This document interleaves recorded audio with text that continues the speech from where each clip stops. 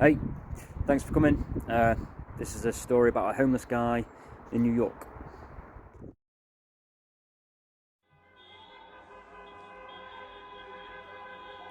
You know what? They look at you different when you're sitting on the ground. The day you make that decision, you become other. It's true. How on earth did I get here? You know that song, An Englishman in New York, by Sting? I mean, it sounds melancholy, right? But I tell you, Sting didn't know a thing about pain. It plays repeatedly in my head. The guy in the song, I think he had it a little easier than me. When I speak, they get a little shock. I see a raised eyebrow at the accent. Their mind wonders. It doesn't add up. But they don't ask, unless they're drunk. I often think I'm Australian for some reason. I guess Americans have this stereotype about us British guys. We all have butlers, and if we don't, we are one. Been on the streets 5 years now. Jeez. I sit maybe a couple 100 feet away from Central Park. The skyscrapers around me reach into the sky. I remember when I first got here. They took my breath away. The wonder. The opportunity. Do you want to hear how I got here? Believe it or not, it was a holiday. Or a vacation, as all the guys around here say. Thank you, sir. Thank you very much. I don't know that guy's name, but he's one of the good ones. Tosses me a dime or two and gives me a wink. And I'm not going to lie, it's that wink that means a lot to me. Says he sees me as human.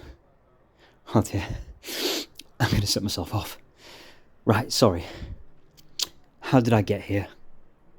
So, about 6 years ago, me and two buddies, started using that term now, buddies, not mates. We come over here, wide-eyed and wondered. The Big Apple. You've got to see it once, right? Before you kick the bucket. Well, I got a different flight to them, a little earlier. I can't remember why, but I remember walking out of JFK, half expecting to see the skyscrapers right in front of me. Nah, wasn't like that. I don't know how I figured it, but I got a train into the city. I remember asking guys, but they wasn't very forthcoming. New Yorkers, right? But saying that, I didn't know anything back then. At least then I was still human in their eyes. Anyway, it was night, and I couldn't see much from the carriage I sat in. The memory's hazy, a subway, an underground, a gorgeous American cop. She said, "Get on here, get off here." I was looking for my hotel. The screeching of the train, the concoction of people, the hats and gloves, the advertising boards. I think I remember one for Police Academy 6. 6? Jeez, they weren't that good, were they? Oh yeah, and I remember that guy. A big black dude. I'm saying dude now. Yeah, this guy. Reciting poetry. Can I use the word reciting? Or would that be only if it was somebody else's? I don't know, but I remember him shouting his poems at the top of his lungs. It wasn't bad. Quite, poetic, I guess. About the plight of the African Americans. How they were still not free. He put it all a lot more beautifully than that. Well, there were these two guys right beside him. They didn't give a damn. Dressed in suits. They made me think of Wall Street. They spoke all the way through his poem, and as the train came to a stop, he thanked everybody who listened, and then he added, "And it would have been good if it wasn't for these two talking all the way through it. And this is exactly what we mean. And if I got a gun out and shot them in the face, ooh, the nasty black man, he said, with his hand pointed like a gun right in their faces. You know what these two white dudes did? They just kept talking to each other, like he wasn't there. I couldn't believe it. The guy said thanks again and stepped off the train, and I waited one more stop. I remember walking up the subway steps to the streets above, the streets I'd learned to hate. But in that moment, there was only wonder I looked at a black sky and skyscrapers surrounding it. Buildings I had never seen before towered above me, and it was snowing, bright lights, but it was dark. The city was a paradox.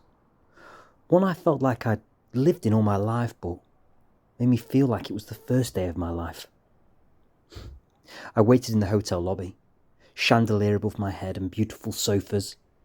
I couldn't check in, as the room was under my friend's name, so I had to wait, slightly hungover from the beers that I'd had on the plane, to calm my nerves. I never liked flying too much, you see. I was very tired, in the New Yorker lobby, if you care. That's that way, a little further downtown. My friends came and we got upgraded to the Muhammad Ali suite.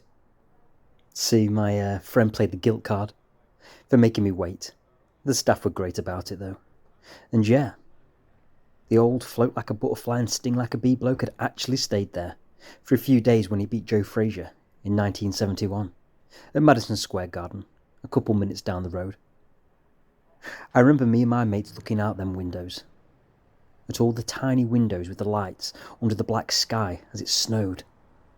I remember most the water towers on top of the buildings below us, the steam coming out. I felt like I was in Gotham. Sorry man, I think I'm taking too long, aren't I? Let me cut to the chase. It was a girl. Only that could make a guy lose all his senses and lead him to being sat here, homeless, many years later, right? Only a girl could make a man make such bad decisions. A couple nights later, we were in Brooklyn. It was amazing. I remember we found ourselves in this bar. Like $20 a drink. Far too fancy for us. But I remember us all looking out from this balcony, looking at downtown New York across the water, at the beautiful skyline. I was getting a picture. Damn, I'd love to see that picture.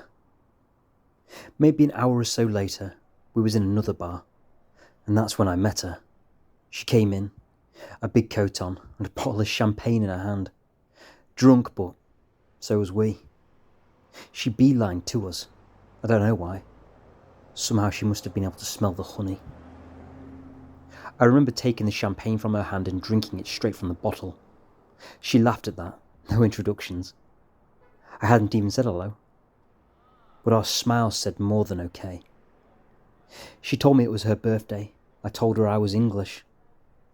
I don't think a minute passed before we were kissing. I couldn't stop thinking about her when we left that bar. We agreed to meet the next night at the same place. And despite the hangover and my friends telling me I was crazy, I went. And well, I'm going to wrap it up. I fell crazy in love. And I never got back on that flight to England. And 6 years later, here I am, trapped on the ground. God knows where she is. God knows where my friends are. All I know is I'm alone. Victim of the American dream, I guess. All I'm going to say is this. When you see a pretty face, be careful. Keep your wits about you. Well, man, it's been nice talking. I'm going to get off. There's a space at the shelter tonight. I don't know if I'll stay, though. All depends who I'm sharing with. Some of them guys give me the heebie-jeebies. Sometimes it's better out here, you know, on the ground. The worst that can happen out here is you get a kick. Some of them guys, they want to take everything from you. And when you think you've got nothing, they can still take. It's scary. Anyway, cheers, man. Stay safe. Hope you enjoyed that. I'm not going to get on my high horse about homelessness. I don't know nothing about it. It's just that I feel very sorry for people who are. When I look at people who are homeless, I just, in a very selfish way, I just think to myself, like, that could be me. Maybe in another lifetime, maybe in this lifetime, you never know. And I think we all just need to maybe show a bit more sympathy for people. Like, again, I don't want to lecture people, but we all fall into this trap, don't we, of sort of, you see like, oh, it's bad really, isn't it? Someone got there, they have a story, they have emotions, they have feelings, and yeah, just throw them some food or something, like, because, like I said, in a completely selfish way, that could be you in another life, or you in this life. Anyone on the streets, they didn't mean to get there, did they? So maybe through a story we can empathise a little bit with people like that more. There's loads of good videos on YouTube about people that go and interview these people on the streets, and you get into their heads a little bit more. It's the sober ones that you feel most sorry for, because they can articulate how they got there and tell you the story, and you're like, shit how they got there, innit? A lot of them off their heads, aren't they, because they just want to escape that world. And when they are off their heads, you look at them in a sort of, they deserve to be there, or they're doing that because maybe they're addicted to a drug they don't want to be addicted to. And how did they get addicted to that drug? It's probably because they're trying to escape a world they don't want to live in, and everything's been taken away from them as they try to get more of that drug. And anyway, like I said, I don't want to become lecturesome, I don't know, or try to imagine what it might be like. And anyway, hope you enjoyed the story, and we're back for another one soon. Thanks.